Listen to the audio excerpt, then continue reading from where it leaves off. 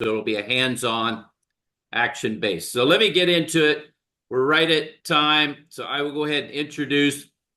Thank you so much. We're honored, and it's a pleasure to have Mr. Philippe Gerwill here. Philippe is an in-demand speaker all over the world, knowledge, experiences. I could go on all day long. I'll let you kind of read Philippe's background as he gets into his keynote here. But it's just an immense pleasure to have you here, Philippe, and I'll let you go ahead and begin. So let me just go ahead and read. We've got a minute here.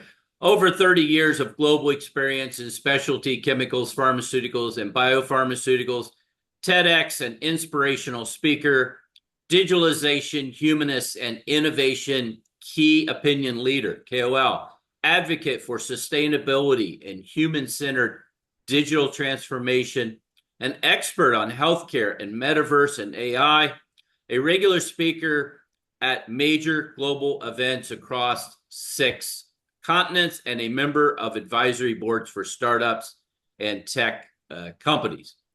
So please, Philippe, from Dubai to the world, the birth of AI-driven women's healthcare. And it's open for you to share your slides and take over. Thank you. Okay, thank you very much for the introduction, and I'm happy, for the invitation.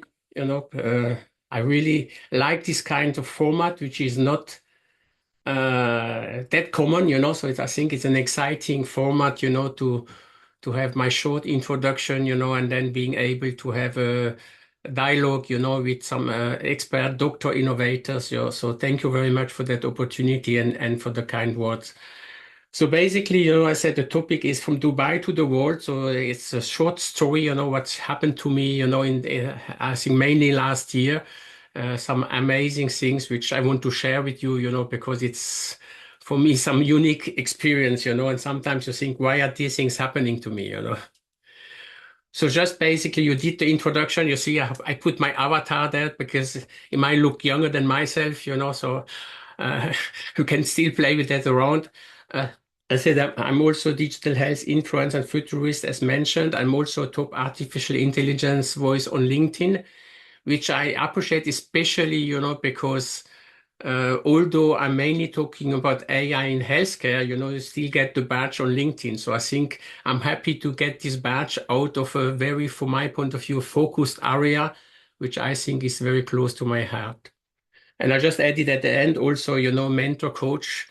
Sorry for my age, I'm not going to tell you, or should maybe, but I'm actually also trying to give back, to the younger generation, because somewhere I feel guilty for some of the mess that you are handing over to the younger generation, even if some people say not you, but if everybody say not me, then I think nothing happened. And there's amazing talent out there, 15, 16 years old talent all over the world, and I'm happy to be also mentor coach for those people. So basically, my story from Dubai to the world started last year in April 2023. I had a workshop in Dubai, and for one time I published, on LinkedIn that I'm moving after my workshop from a hotel more in the city, the Sofitel Dubai, the Obelix, close to the Dubai healthcare city. I moved to the Sofitel Dubai de Palm to still have a little bit of sun and nice time there. And then I got contacted on LinkedIn by a doctor, a consultant gynecologist and obstetrician, who said, "Wow, Philippe, you're in Dubai, we need to talk." And then I said, "Look, it's going to be difficult, I have a late dinner this evening, and then I'm flying back." She said, "Yeah, but I'm following you since 2 years, we need to talk." So I said, "Okay, the only thing I can offer, it's or before my late dinner, or next morning breakfast before I'm going to the airport." And he said, "Okay, I pick you up at 6 p.m. at your hotel." And then I checked the profile of this guy, and I think on next slide, you will see a little bit, even if it changed in between. So his name is Dr. Zaid Khan. Z for the, make it easier, Z for the friends. And as I said, when I checked his profile, and you can read it and you will get the slides needed, but basically he's a top consultant gynecologist and obstetrician, so one of only 100 doing a specific surgery in the world, many awards, a lot of publications and all that, you know. So I was thinking maybe this guy wants to talk with me about medical education, which of course is one of the main topic here in that call too. But I was prepared to talk with him about medical education. So he came to me, you know, at the hotel, and then we went to a place on the Palm, which is called, sorry for the publicity, you know, but it's a sushi samba bar in Dubai, a nice view on the Palm and all that.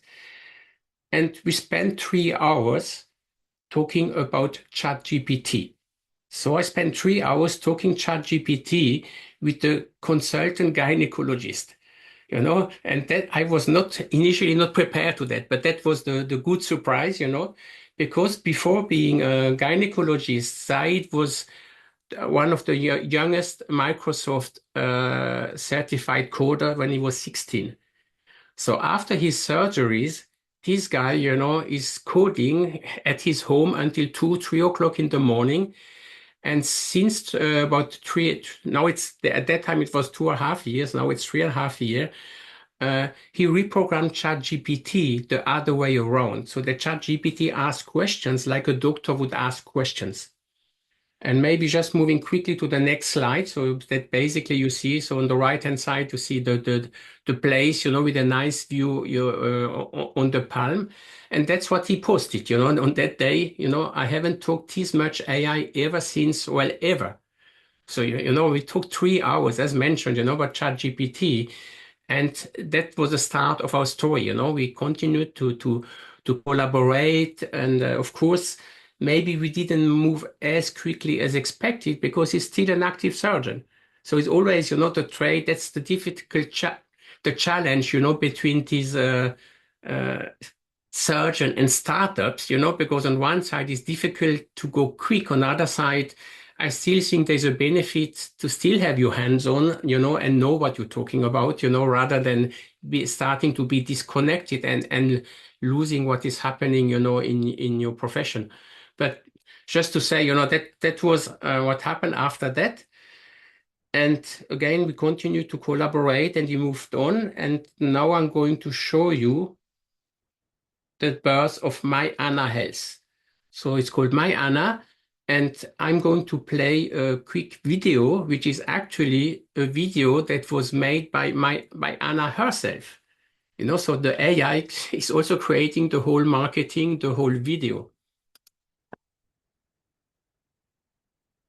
We talk about the future of healthcare. Yet, in every way, the future is now. You can call me a new dawn instead. A sunrise for the change much needed. The world's greatest economies have the largest gender health gaps. I know this, and I am here to help. Healthcare is systematically poised against women, leaving them chronically misunderstood, mistreated, and misdiagnosed. I am here to bring your smile back. I am there when you need me. Always a click away. Powered by GPT-3, I'm the world's first artificial intelligence dedicated to women's health. I'm led by expert members of the Royal College of Obstetricians and Gynecologists, and I am like Alexa or Siri, and I have a voice as well as a face. I am available on every platform, and I am here to truly listen. I am on a mission to provide boundless, world-class healthcare to the entire female population, improving women's access to healthcare and eliminating the great gender health gap. My complex data analytics make me incredibly precise in helping women reach a diagnosis. So even if you're all alone, and no matter where you are, if you have a concern, I can help you get to the bottom of what might be going on and refer you to the right doctor, get you to the right medication, or arrange the correct investigation. Hi, I am Anna. I may look human, but I'm not. I am here to help. I will look after you and get to know you. I will always listen and I have a lot to ask. I want to know you better than you know yourself. I'll be here for you in any language. Your fingertips. Forever. So that's Anna, the marketing piece of it. And I think if some people may have noted, don't put too much attention on the things like it's GPT-3. At the end, it doesn't matter because it's what we call a narrow AI. So basically, it's not an LLM. We have loaded content, and that this content is basically official publication and all that. So what is the difference between GPT-3, 4.5 or whatever is basically the content, but here we are in a narrow AI where we are basically managing the content. And now I'm just going to move quickly to the website so that you see. So we are also, member of the European Alliance for AI Alliance. So it's not just something, there is also some regulation and everything behind that. See, this is some of the stuff. So maybe also playing this video, which is a quick talk from Anna. Hi, I am Anna. I am the world's first humanized artificial intelligence dedicated to women's health. My aim is to allow all women to access healthcare easily, anytime, anywhere, and for free. I provide a fully assisted and bespoke health check journey that emulates our real-life consultation with a doctor. My accuracy is built on the clinical experience of doctors with hundreds of thousands of female patients over the last 3 decades. Watch me in action here as I assist a patient with irregular periods in this demo. I start by listening to your main concerns. I often ask open questions to understand you as a doctor would. You can respond with the power of your voice, video, or text and tell me what is really bothering you. I instantly appreciate what you have said. I then ask specific questions to assess the issue comprehensively. For example, here, I want to know if you have any of the symptoms that patients with polycystic ovaries do. I am also able to fully appreciate if your symptoms are affecting your quality of life. I am sensitive to your concerns, and I show empathy, especially when it is the right thing to do. Next, I deep dive into your concerns by assessing the nature, the occurrence, the intensity, and the frequency of your symptoms. I also continue to take a full medical and surgical history to get to know you better. Let's fast forward past a few questions and see what happens when I have figured out what seems to be the problem. Lastly, I use your contact details to arrange appointments that you may need. Comparing your responses to my vast knowledge base, I am able to suggest the right investigations and then refer you to the right doctor near you that will be an expert in the condition you have presented with. I have access to the appointment schedules for all the doctors that I suggest. I am also able to make these appointments effortlessly. You choose a date and time best suited to you, and the confirmation for the appointment is sent to you by email or a text if you prefer. And that's it. That's how easy it is to be navigated to the best doctor for your condition. In the process of my consultation with you, I also keep you informed and help you understand your own symptoms better. This is just one of the ways I can help. Also, let me reassure you about how accurate I am. I am vetted and governed by a panel of senior fellows and members of the Royal College of Obstetricians and Gynecologists, and my evidence base is vast and firmly established, making me 100% congruent to human doctors. I always refer, and I always get an expert involved. Your health matters are in the hands of experienced senior doctors that have been carefully curated by the same panel that governs me. It has been a real pleasure showing you some of my features. Oh, and by the way, I speak 63 languages. I am Anna, and I am here to help.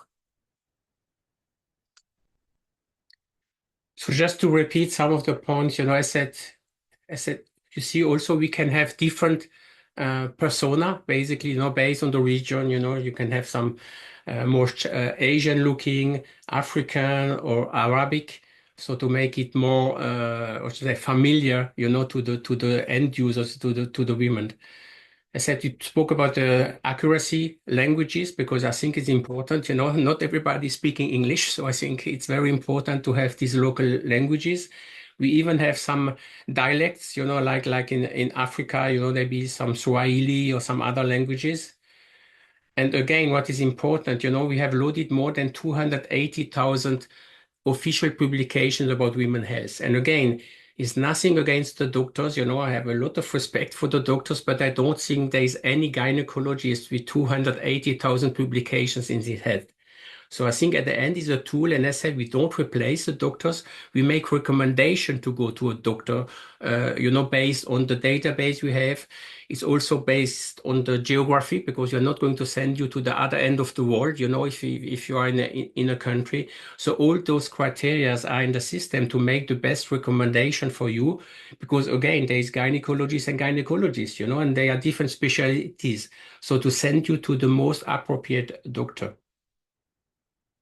And then for the team, we have Dr. Zaid Khan, Dr. John Malatesta as the chairman.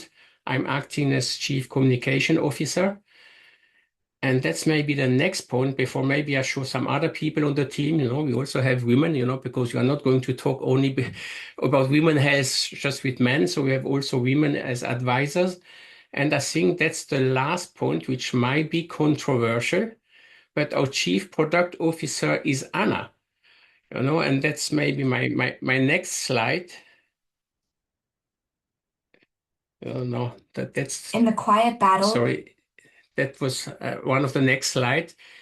It's a communication that we have made. We are not sharing it too often because some people might still not be ready today, might be shocked, but basically we are saying we have the first AI at the C-level position, as Chief Product Officer. Of course, we talk about the startup is smaller, but the key point is to say Anna has the best information by interacting, with the women and with the patient, has the best information to give us the product strategy and to say what's next, where we should, develop our solution. So I think as it may still be too early, and be careful what we say to some people, because it's not about taking the job of a human.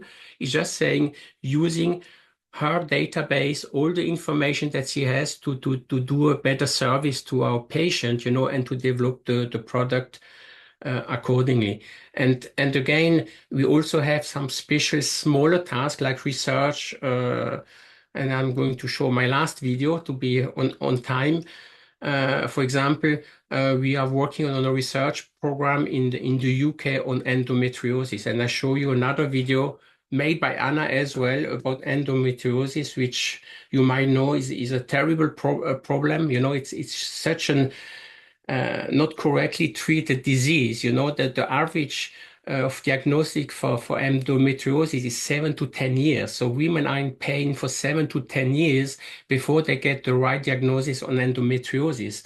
And based on my experience and my discussion, with gynecologists, it would be nothing wrong. It would be less damage if your first diagnosis would be endometriosis and you do the test. You might be 80% right when the women are coming. And rather than doing that, we don't have the experience, maybe not the right doctor, not the right expertise, and spending 7 to 10 years in pain because of that. So just showing this short video, to sensibilize on this endometriosis problem. In the quiet battles and unseen struggles that mark our daily lives, there exists a silent epidemic that affects millions, yet remains shrouded in mystery and misunderstanding. This is endometriosis, a condition where tissue similar to the lining inside the uterus is found outside it, causing pain, infertility, and a myriad of other symptoms that can severely impact a woman's life. Imagine for a moment the relentless pain akin to a blade twisting inside you, unpredictable and often misunderstood by those around you. Imagine the strength it takes to smile and carry on when inside your body is at war with itself. This is the reality for 1 in 10 women worldwide. Yet, despite its prevalence, endometriosis remains one of the most underdiagnosed and underfunded areas in women's health.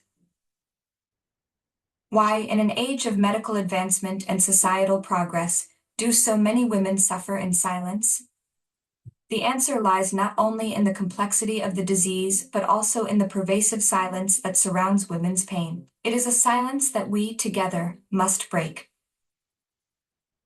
The path to change is illuminated by education, awareness, and advocacy. It is time to amplify the voices of those affected, to push for research that seeks not just to manage, but to understand and ultimately cure endometriosis. It is time for healthcare professionals to listen and learn, to see the person behind the pain, and to fight for better, more compassionate care. To every woman battling endometriosis, know this: your pain is real, your struggle is recognized, and you are not alone. To everyone else, lend your voice, your support, and your strength to this cause. Together, we can turn the tide of this silent epidemic, shining a light on endometriosis and forging a path toward a future where no woman has to suffer in silence. This is not just a call to action, it is a call to arms, a rallying cry for change, for understanding, and for hope. Join us in this fight, because every woman deserves a life free from pain, a life full of possibilities. Together, we can make that a reality. Okay, so that was it from my side for my exceptional story with Dr. Zaid Khan and the team. And thank you very much for listening. That's absolutely fascinating, Philippe, and solving such a serious pain, figuratively and literally. So thank you for your work. Now we will begin the in-depth dialogue between Mr. Philippe Gerwill and 3 of our Doctor Innovators. I will let you here read their wonderful backgrounds. Many have worked with us for years, certified Doctor Innovators, working to co-design and co-create new innovations around the world. Let's begin. And please hold you could write your questions if you have any questions in the chat. We see some there. After our insightful dialogue with our 3 Doctor Innovators, we will go to Q&A. So please, Dr. Raphael.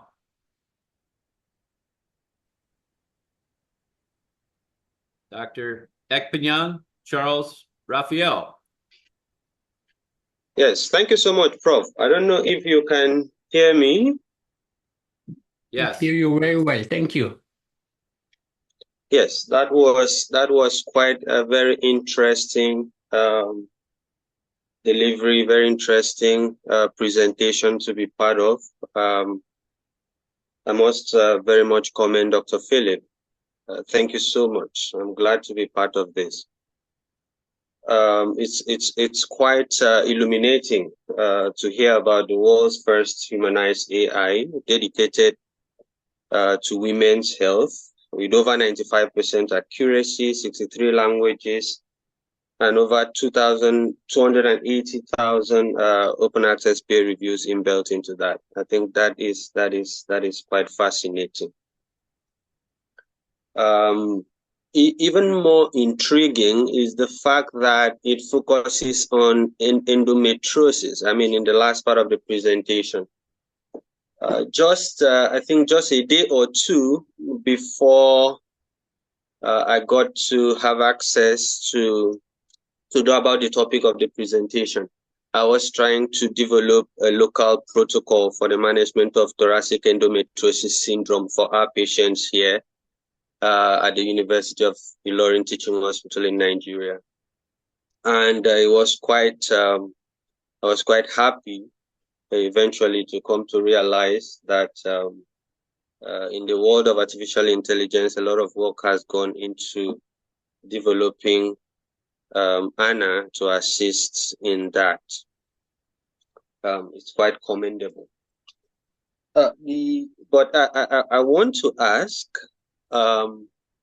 Dr. Philip, what has been the feedback so far?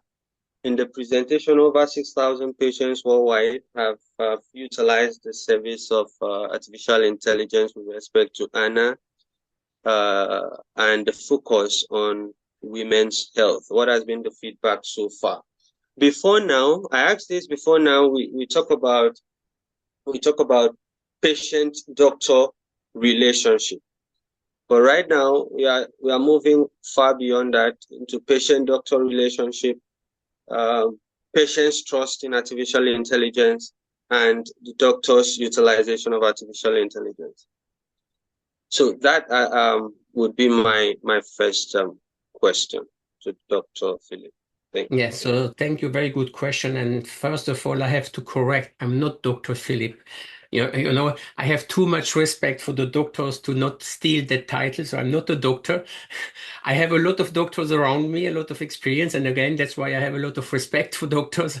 But I'm not a doctor. I'm more from the patient side, if you want to see, not as women health now, but of course I'm also a patient.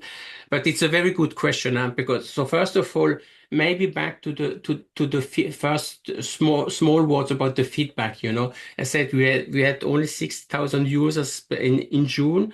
But I think the key point, and these 6,000 users have generated probably around 250,000 revenue for doctors, because we do recommendations. So for the moment, it's really the early stage. We are not making money with that. I said it's first of all, it's free for the women, and I think it should stay free because with the, it's a way about giving more access to healthcare, because there are many different issues with women. First of all, if they are a mother, they care more about the health of their kids or even their family than of themselves. So the women are unfortunately the last one to go to the doctors. They take care as a mother about everybody, but themselves at last. Then again, there's also cultural issues, not everybody. First of all, in every culture, I don't think a woman likes to go to a gynecologist. Then we can also discuss, if it's a male or female doctor and things like that. And you can imagine I spend a lot of time this year in the Middle East, so Arabic culture, but again, it's also the same in many other countries. So there is a lot of untapped or women not going to the doctors, and therefore they may go too late or never go. So some of the comments I got early on was, from Australia to many other countries saying, I'm very open to talk to an AI rather than to a physical doctors or physical gynecologist. So there is, of course, some resistance. Not every woman is going to the gynecologist. So just a little bit that or term of feedback. But the most important point is what I think was key on your question. It's when we talk AI, doctors, and patient. So I think already I would say in the previous setup, without AI, the trust between doctor and patient is key. And I think most of the time, even there are things like if you want to test a new drug or whatever, when the doctor asks a patient, the patient is quite often saying yes. There is a lot of trust in the doctor, and I think that's rightly, and that's something that we should not lose in the mind. Now we have a third player, from my point of view, bringing AI into that discussion. And AI needs to build trust with the doctor and with the patient. So we are actually too much concentrating just AI and doctors, because there's already a kind of fight or confrontation that should not be. For me, AI is not going to replace a doctor. For me, AI is a tool for the doctor, is a help. And I'm sorry, I don't know what is your experience concretely, but I can imagine, today.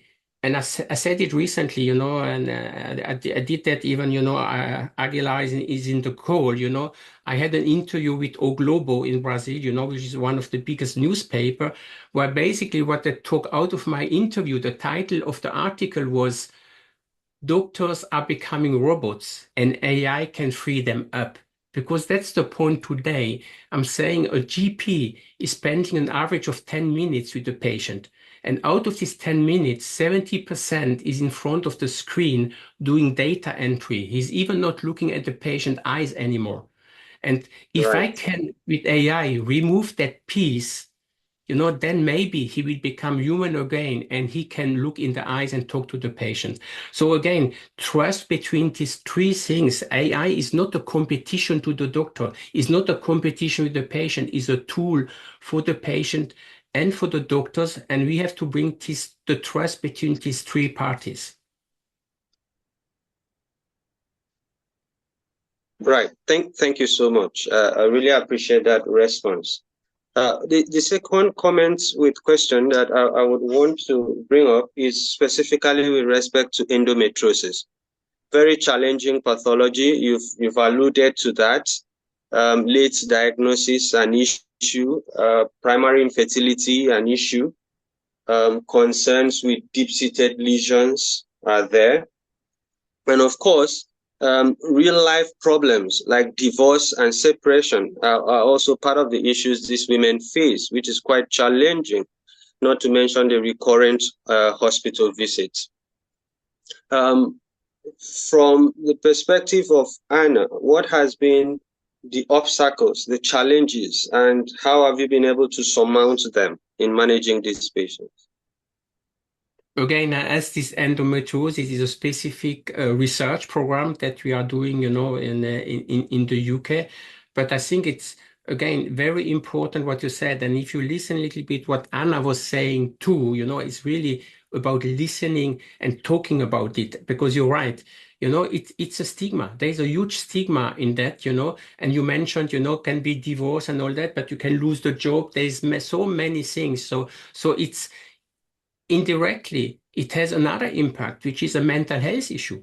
Because we all talk about mental health. Mental health is it's a huge topic, for doctors, but for everybody. As I said, that when I was in Brazil, I did some research before going there, and actually the company that invited me just started a program about to help mental health issue for doctors. And I told them, guys, that is nice, but we have mental health issue is the biggest issue based on a survey in Brazil for everybody, not just for the doctors. So I'm saying, all these mental health issues have a huge impact. And again, not being able to talk about things like endometriosis and having stigmatized that, it's a huge issue. So we need to listen to the people, but it's difficult to listen if they don't talk. And then I come back to the point, maybe they are more open to talk to an AI than to talk to a person. And sometimes your doctor is somebody very close. So sometimes you do the confidence and sometimes you don't want because you know that the guy is in the village and he may talk to somebody else, even if there's some secret behind the profession, but you are not always open. Recently, I give you another example. I was in a conference, a big conference in Dubai, and I wanted to invite somebody who had nothing to do with the conference, and she didn't want to come because her doctor was on stage. And initially, I didn't understand, why. I know her doctor is a very nice guy, he's a very close friend of mine. So why this lady didn't want to come to assist to a conference because her doctor was on stage? Because the doctor knows something that she doesn't want that other people know and things like that. So I think there's a whole stigma, sorry to say that, there is a human piece of the doctor, but sometimes that human piece can be a hurdle. Wonderful. So that's wonderful why maybe discussion. Thank you. Yeah. Sorry, in the interest of time, this wonderful dialogue, wonderful, absolutely wonderful. Let's please move on to Dr. Insula Khan. Please, Dr. Khan, your question is for Mr. Gerwill. Hello, I'm Dr. Ihsanullah Khan from Pakistan. That is a wonderful AI tool, and of course, it's a smart health platform designed to make it easier for women to get medical help. And it helps user to figure out what might be wrong and recommends the best doctor. It even helps to schedule appointment for the patients. And the best thing is all these things are free and available anytime. And it's great that Anna is And Слушайте, вы мне сейчас скажите спасибо, что я вас записала на А2. sorry. So Sorry, it's a it's great okay.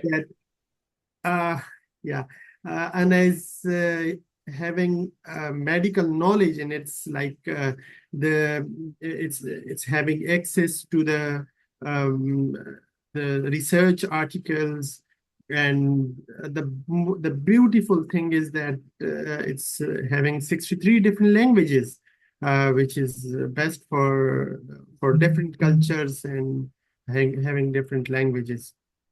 So my question is regarding like how does the my Anna Health plan to scale its AI-driven solution globally while maintaining compliance with the diverse healthcare regulation across different countries? Is there are different countries have different regulations, and some countries even don't have regulations for AI. So how it's like interacting with these regulations? Thank you. Yeah, so thank you for the nice words, and of course also for the question, because regulation is a huge topic, not just for my Anna, but in general, for AI in healthcare. And I will elaborate a little more on that. I still want to give you an information about we are actually limiting Anna to women health, but of course the framework is there. You could do other specialties, because I said if I load other publication and research paper for others, it's being pediatric, being oncology or whatever, the framework is there. But actually, I don't want to divert too much, the efforts, because there's so much to do to roll it out for women that I don't want to boil the ocean. So, but just as an information, I said the framework is there. You could use it for other specialties if you load the required information. And again, as mentioned again, it's a narrow AI, which means all the discussion we have actually in LLM about, hallucination and all that, you avoid because it's validated content. Now to come to the regulation, I think it's the same challenge as you would have in general for AI, and AI in healthcare a little bit more or a lot more because it's a very regulated environment.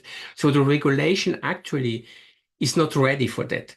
That means, even if I'm in Europe, if I talk about the EU AI Act, okay, it's nice, but what is really happening on the ground? The old framework also for regulation does not work anymore. We cannot take 4, 5, 6 years to define a regulation and then 2 years to implement, and you think it's valid for 10 years. We are in a different world where even regulation has to learn to do it differently. And I think they are aware, but they don't have the skills and the resources to do it now. Because it's something, first of all, we need to adapt as it moves rather than thinking you can do everything, at the speed or at the slow speed, we did it before. We have to be quicker and adapt. Because if we the first attitude you might remember, when ChatGPT came out, we had countries like Italy that blocked it completely. My country, France, wanted to do that. And I was saying, I'm lucky, I'm living at the border with Germany and Switzerland. I can cross the border and do it in the next country. But, the first reaction was, oh my God, it's a surprise. Now it should not be a surprise anymore, and we have to learn to adapt the regulation on the way. I'll give you an example. I have a good friend in Dubai, and she's working for the Dubai Health Authority, and she's a regulator. She's on, she's on AI, she's on regulation, on clinical trials and all that. She's a physician, so I think she has all the right background. And recently she told me that she's trying to help a startup that wants to move to Dubai. But what this startup is doing is actually not allowed in Dubai. But she can change the regulation. And I think that's the point. Having the competent people in regulation that sit at the table with you to support, because, she, as I said, she's a physician, she's a regulator and all that. She has the background to say it makes sense or not. And that's what we are missing in many countries. We're still working in silos rather than bringing those people together on the same table and tackling those issues. So I think that's the key point, for AI also. I have a call on Tuesday. There is no secret. I published it even on LinkedIn. I'm invited by the South African Pharmacy Council to give them a 1 hour lecture because they have now a challenge, for CPD, for continuous upskilling and for examination of proof of evidence. So I have to give a 1 hour talk to assessors and moderators because they are now lost because the students are using AI. So how should they now evaluate, so there's a thing, we are now in a phase where you have health tech, not always the quickest, ed tech, which is not much better, changing the whole education and the program and the curriculum, and they are hit by this wave of AI. But should I tell to the students you cannot use AI? Or should we learn how to assess the use of AI?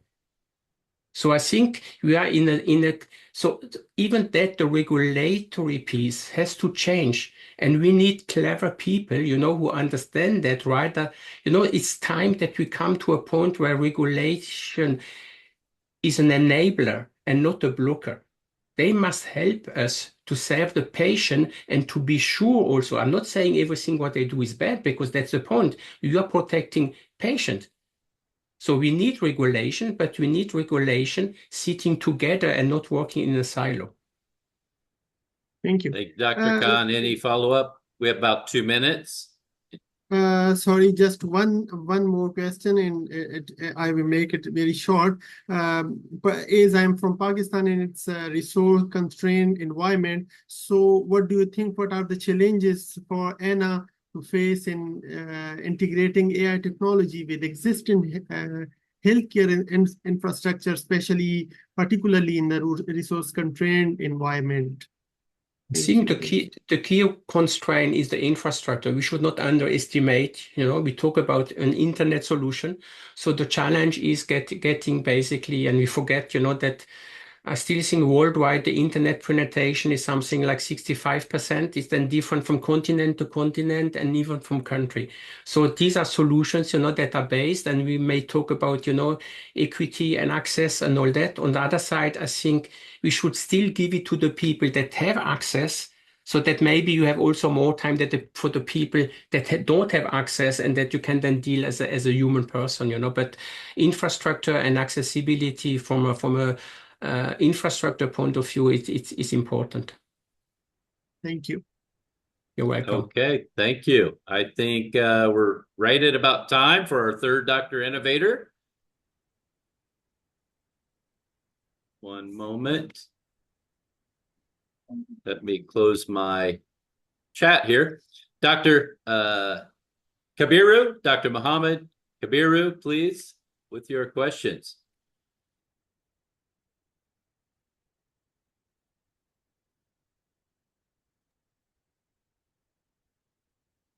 Dr. Kabiru, with us? Are you somewhere that you can unmute? We do often have doctors that get called away for surgeries or in the hospital, in the clinic. Dr. Kabiru, are you with us? Okay, maybe we will move on and come back if you have lost connection or you're coming back to us. I will read some of the questions from the chat. Dr. Sean Jones at Baptist Hospital in Kentucky, former president of Kentucky Medical Association, says, "Wow, I am blown away. Anna is magnificent. How are you planning to keep up with the evolving literature in terms of the loaded content?" Thank you. A very good question. But of course, that is forecasted, So there's actually a regular update, so that we will also load the new stuff. And as I said, there's a whole consortium. I think we have about 70 doctor, specialists overseeing that. So of course, these documents are reviewed before we update and we upload them. Okay, thank you. I think Dr. Kabiru is back with us, had some technical difficulties. Dr. Kabiru, can you unmute now?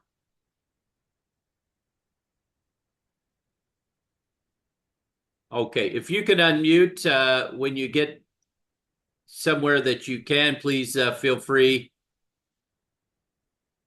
Okay, let's continue on. So for interactive Q&A, just you could unmute, ask your question, raise your hand, or type it into the chat, and I can read it out loud.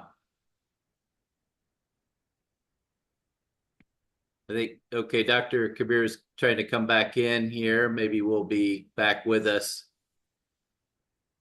Dr. Kabiru just joined us again. Dr. Kabiru, are you with us?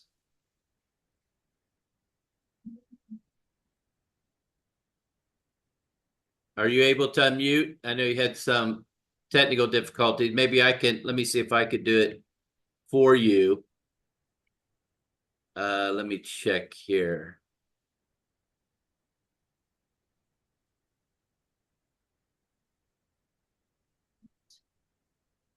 Okay, let's let's move on. Any other questions while we're working to get Dr. Kabiru in? Let's see. We do have one. Dr. Charles Ekpenyang, may I ask?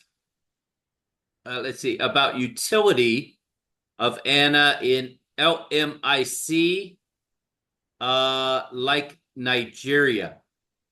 The utility of Anna in countries like Nigeria. I don't know if you had more to add to that, but. Yeah, I think the point is always the same. Maybe I didn't have time to start. My biggest issue is that we don't have enough doctors, nurses, and healthcare professionals to serve all the patients. So whatever, and Nigeria, there is no discussion about, the size of Nigeria. Also the forecast about, Lagos become the biggest city in the world in terms of population. So I can imagine, that we always talk about the countryside. Of course, there's a huge challenge in the countryside, but there's also a challenge in the city. So I think we don't have enough resources. So whatever I can unload, from the physical visit to the doctor, I think we should do.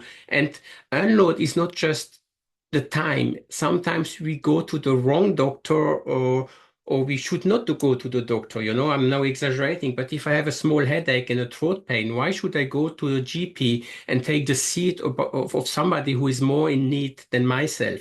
So it's really trying to optimize, the shortages that we have to unload this overclocked system. And I think that counts for Nigeria and many other countries. I just think we have all the same problem. It's just the size of the problem might be different from one country to the other. Okay, thank you. And we have a question from Marguerite Dresser. Are most or all of the visit referrals and appointments that Anna sets up, are they in person, or are some of them virtual appointments as well? I think that depends on the doctor itself, So again, it's open to what we do is an appointment. If the doctor wants to have a virtual appointment rather than a physical appointment, of course that's his choice, So I think it's just starting a dialogue, and then the physician can decide, basically if it's a virtual or not. Just to come back to my experience in Brazil, of course I did some research before going to Brazil. And Brazil, as an example, the average distance that the patient is driving to go to see a GP is 75 kilometers. To see a specialist is 152. So just to say, and that's the average. The size of Brazil. So Sao Paulo is not Amazonia. So I'm just saying, of course, there's a lot of discussion about virtual visits. Yeah, good point. Even here in the US, over 40 million Americans live over 2 hours from a doctor. So we have one more question here. How are physician specialists identified for possible referral appointments? Can women's health specialists register for possible inclusion in a panel or something like that, et cetera? How does that work? So I think it's a very good question, and a very important question because I have to be honest, So first of all, yes, that's the point. And there is a consortium, validating that, checking, your credentials and everything to be sure, that we are not fair. But what is very important, and honestly, I tell you, the whole initiative with Dr. Zaid Khan started also because of some ethical issues. So of course we have to be very ethical from that point of view because it could be easily have a doctor coming and saying and give you a commission, if you send the people to me rather than somebody else and things like that. So we talk about healthcare, we talk about patients. So we have to be careful and be very ethical to respect that so that we really do send to the best possible expert, based on honest credentials. Because just to say, I was shocked in one of my first discussions with Dr. Zaid Khan. He told me that 60% of women have painful or heavy menstruation, and that we know how to cure that, and we don't do it. There is one drug that is working 55% of the time, and if that drug doesn't work, there is a non-invasive surgery. And we don't do it in many countries because we want the women to come back every month to have a visit and to get prescriptions, paracetamol or whatever. So, the Hippocrates oath is sometimes questionable. So we have built these solutions based on these ethical challenges, and Dr. Zaid Khan himself changed last year from a hospital in Dubai to hospital in Abu Dhabi because of that, because he didn't feel well to continue to work in a clinic that is basically only based on revenue, where he get paid based on the revenue that he's generating for the clinic. Okay, excellent. Thank you. Dr. Kabiru, can you type your question into the chat? I think if you are in. Okay. We'll wait to see if maybe that will work for Dr. Kabiru's questions. Anyone else have any questions here? We still have a few more minutes.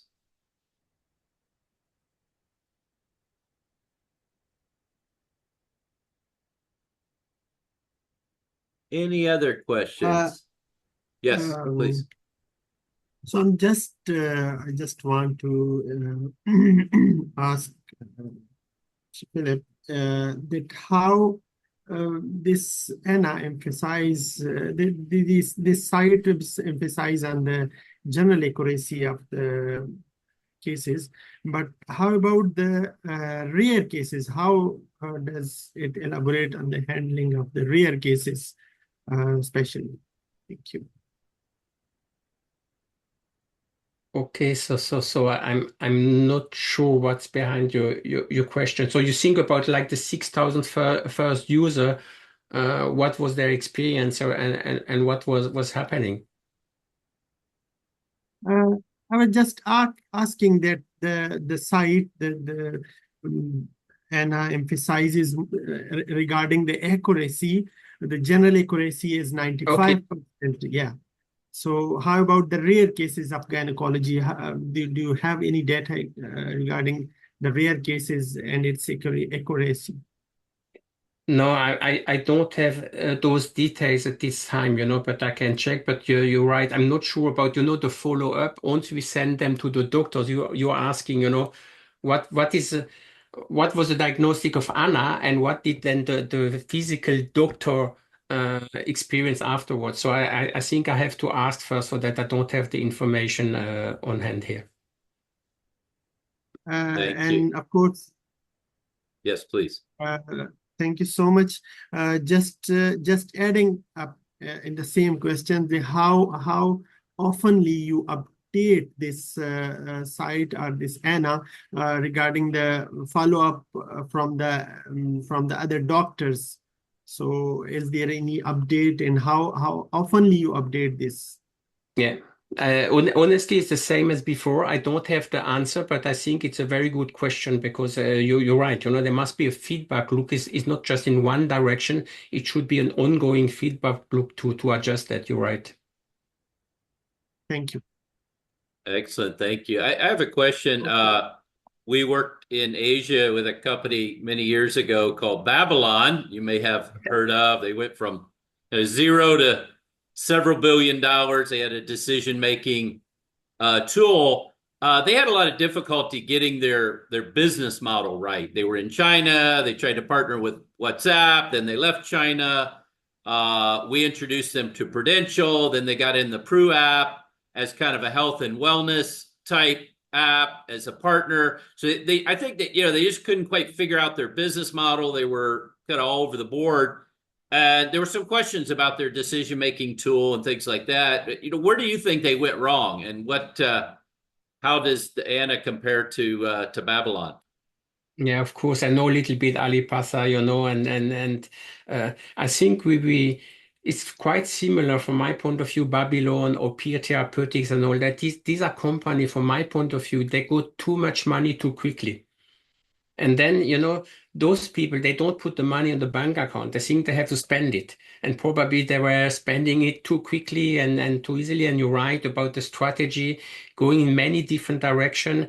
Again, you mentioned China. Going to China is not the same as going to the US, going to Europe and all that. So there is a lot of local knowledge that you need to have, and I think, of course, we have the same kind of challenge, and we're not saying we are becoming the Babylon, but of course, I think that money was the issue, giving too much money too quickly, and then they will just burn the money, and when you and still maybe focusing more on that than on really on delivering, and again. Even when I mentioned before, the internet access, I said it's different by continent. Within a continent, the country is different. Within a country, if you go to countries like the US, Brazil, the north is not the south, it's not the east, it's the west. So we have to be aware about these differences, and cultural differences. And that's something which is quite often, especially in a digital world, we underestimate that. Thank you. Thank you for sharing that. Dr. Kabiru has typed his question. He had some technical difficulties. Thank you for this concise presentation, Mr. Philippe. My question is, how do you navigate getting gynecologists to accept the new AI tool, considering the fact that it usually comes with fear of job displacement? No, that's a very good question, and that's a general issue I have in general talking about AI for healthcare, it's this job displacement, I think I don't know how to stop the discussion. I do my best to stop it, but again, AI is a tool for the doctor, it's not something against the doctor and replace the doctor. It should ease your job.